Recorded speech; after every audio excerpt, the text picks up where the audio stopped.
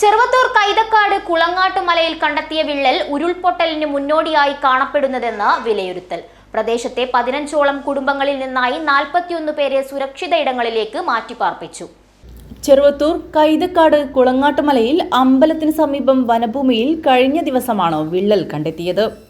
ഇത് ഉരുൾപൊട്ടലിന് മുന്നോടിയായി കാണപ്പെടുന്ന വിള്ളലുകളാണെന്ന് വിലയിരുത്തുന്നു. ആഴമേറിയ വിള്ളലുകളുടെ നീളം കൂടി വരുന്നതായും കണ്ടെത്തി. ഇതിന് സമീപത്തായി നെല്ലിക്കാൽ അംബേദ്കർ ഉന്നതിയിലെ 30ഓളം കുടുംബങ്ങൾ താമസിക്കുന്നുണ്ട്. ഏതാണ്ട് 50ലധികം മീറ്റർ നീളത്തിലും 1 മീറ്ററോളം വീതിയിലുമാണ് വിള്ളൽ രൂപപ്പെട്ടിട്ടുള്ളത്. ശക്തമായി തുടരുന്ന മഴയിൽ മലയുടെ മുകളിൽ നിന്ന് ഒഴുകിയെത്തുന്ന മഴവെള്ളം വലിയ ഈ വിള്ളലിലാണ് വന്നു പതിക്കുന്നത്. ഇത് വൻ ദുരന്തത്തിന് വഴിയൊരുക്കുമെന്ന് സംശയിക്കപ്പെടുന്നു. അപകടാവസ്ഥയിലായ കുളങ്ങാട്ട് മലയിൽ സമഗ്രമായ പഠനം നടത്തുന്നതിന് ജില്ലാ കളക്ടർ കെ ഇമ്പശേഖർ നിർദ്ദേശം നൽകിയിട്ടുണ്ട്.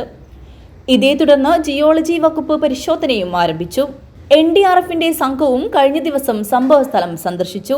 പ്രദേശത്തു നിന്നും 15ഓളം കുടുംബങ്ങളിലെ 41 പേരെ Kadankot government fisheries vocational higher secondary സ്കൂളിൽ ഒരുക്കിയ ദുരിതാശ്വാസ ക്യാമ്പിലേക്ക് മാറ്റി താമസിപ്പിച്ചിട്ടുണ്ട്. മറ്റു കുടുംബങ്ങളെ ബന്ധുവീടുകളിലേക്കാണ് താമസം മാറ്റിയിരിക്കുന്നത്. News bureau, Cheruvathur.